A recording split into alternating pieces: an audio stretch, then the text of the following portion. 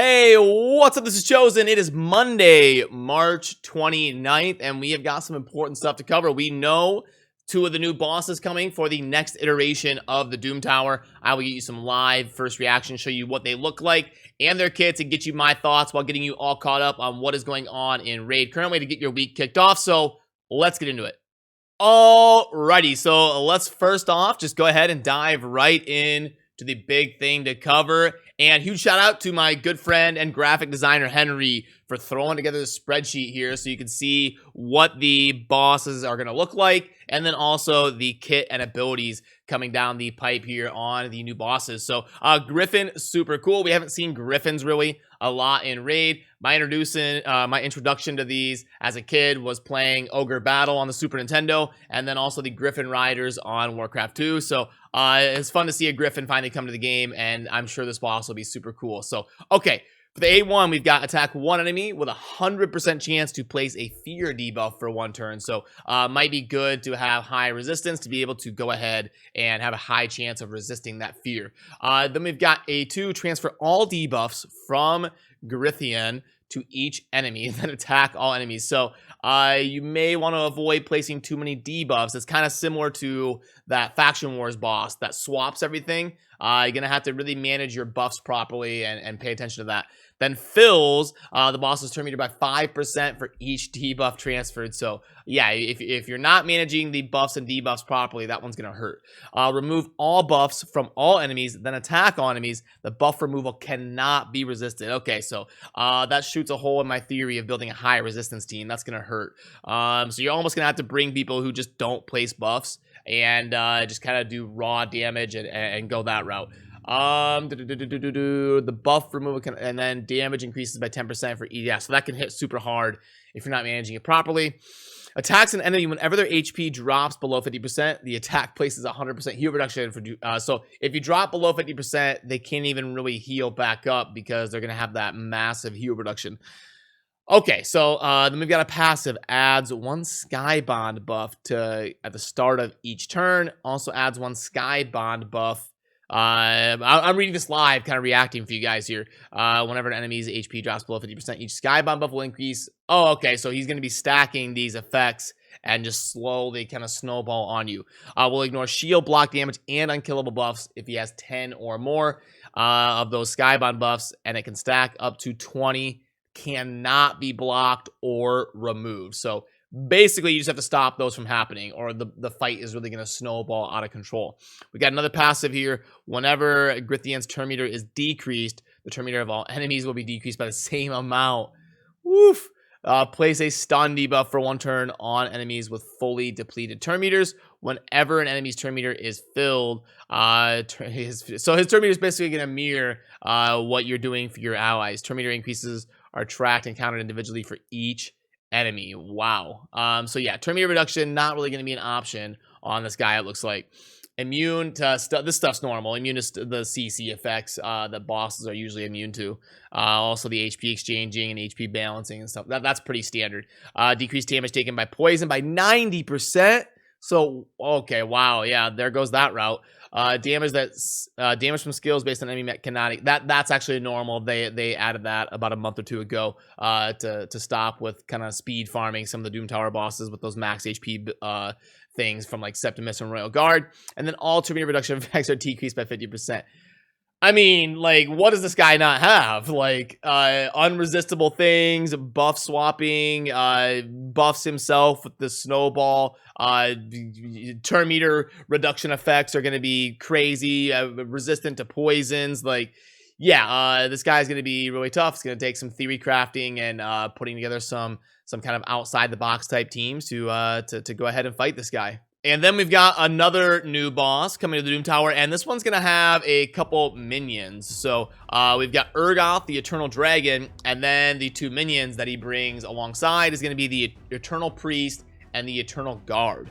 So first, for the Dragon boss, he's got an A1 AoE. It's going to play some block cooldown skills for one turn. Now, it doesn't say can't be resisted, so again, a high resistance, or just bringing people who don't have impactful cooldown skills, people that have really good default abilities, may be a good option versus him there.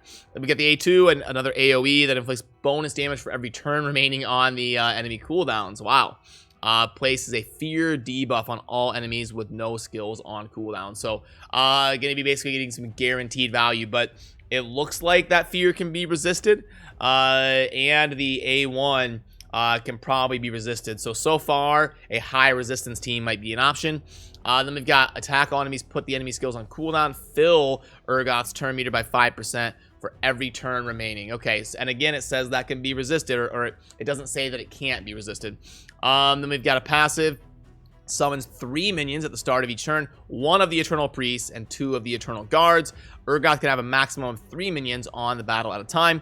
Places an Eternal Rage buff on Urgot for 2 turns if only 1 minion is summoned or no minions are summoned by this skill. This buff cannot be blocked or removed. The Eternal Rage buff increases Urgot's speed and causes Urgot to ignore unkillable block damage shield, and ignore 50% of the target's defense when attacking. At least it's not 100% like we saw with the Faction Wars, where it just ignores all defense and then it kind of makes that stat worthless. At least it's 50%. But yeah, so he can also snowball a little bit and kind of get out of control. Then we've got at the start of the turn, sacrifice an Eternal Priest and reset the cooldowns of Urgot's skills, and grant an extra turn if there are no Eternal Priests on the team. Sacrifices an Eternal Guard and heals Urgot by 15% of Urgot's max HP. The skill will be on a 4-turn cooldown at the start of the battle, and will activate and go on cooldown every 5 turns if there are no Eternal Priests or Eternal Guards. So this guy has a lot going on, and both these bosses have so much new coming to the game that we're gonna have to kind of dive in and see it in action and set up some different stuff for them to see exactly what the best route to speed farm and take them down is going to be. Then the normal stuff, you're immune to the CC effects, and then yeah, okay, that's normal part for the course. And then damage from skill, yeah, that's also normal. Okay, the minions are going to be doing the one's going to do AoE, defense break, and provoke. Geesh. Yeah, you're gonna have to resist those block cooldown skills, or just bring people that their values based off their A1, people with insane A1s. Decreased damage taken by allies from AoE, and that's a passive, so may want to bring some single target hard hitters. Attack 1 enemy, place block cooldown skills, debuff for 2 turns. Reset the cooldown of all enemy skills when this champion is killed by an enemy.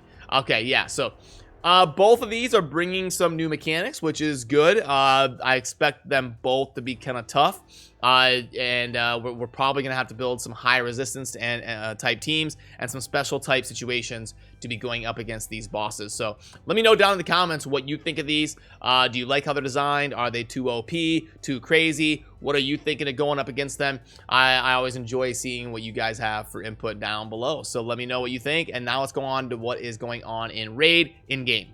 Okay, so the big thing going on right now, obviously, is going to be the Yoshi Fusion, or not Fusion, sorry, Fragment Summit event coming to a close pretty soon here. So you're going to want to manage and make sure you are getting the fragments you need. So the way I've got it planned out right now is you can go in here and check. I'm at 95 out of 100. And then the current champion training event that is going on right now, I'm going to go ahead and get down to 2850, and that will boom. That will be my 100. So make sure you're planning accordingly to make sure you're going to be lining up the fragments, because we are coming close to the end of the Yoshi fragment event. And one thing you can do is wait until there is a champion chase event. If you don't need Yoshi right away, you can wait a little bit until we get a champion chase event during the next fusion or something, because remember, we've got that starting in about 2 weeks. I believe it's 15 days, actually. It's going to be like Tuesday, April 13th. So you can wait about 15, 16, 17 days, something like that, until we've got a champion chase event during the next fusion, because that next fusion champion is going to be really, really good. I've got a dedicated video I'll try to remember to link up there about the new fusion coming out in 15 days. He's going to be a really good champion you want to go after. So in terms of tournaments going on right now, you've got the Spider tournament ending soon, so you want to pay attention to that. At least get your 5 guaranteed fragments over there on the right. And then we've got Dragon starting tomorrow, and then the events, we've got that champion training event that I just showed, and also Dungeon Divers, but there are no Yoshi fragments on that one. I would at least get to 2400 and scoop up those core hammers. There is a void shard, and worth noting that starting in about 5 days, we should have 2x voids. If Plarium goes by their normal rotation that they've been doing for the last 6 months or so, in about 5 days, 2x voids should start if they do their normal rotation. And then I think as I'm recording this, we're getting some new information coming down behind the scenes. So I need to go dive into that and see what's going on. It's going to be a double upload kind of day. So I'm going to get this out as soon as possible. Then I will work on that video and I'll go over some of the offers and stuff. I don't think maybe all of mine have loaded yet. It doesn't seem like I have very many. Usually we've got like 5 or 6 in here. So I'm going to wait and see if the offers fill up or if anything comes through. Sometimes they come through a little bit later. And then I'm going to dive into some of these new artifacts and this post from Plarium. And we're going to have a double upload day before we get to stream. So that's going to do it for this one. Let me know what you think down below about the Doom Tower bosses. I love reading your thoughts. And as always, thank you. Have a good rest of your day. Peace.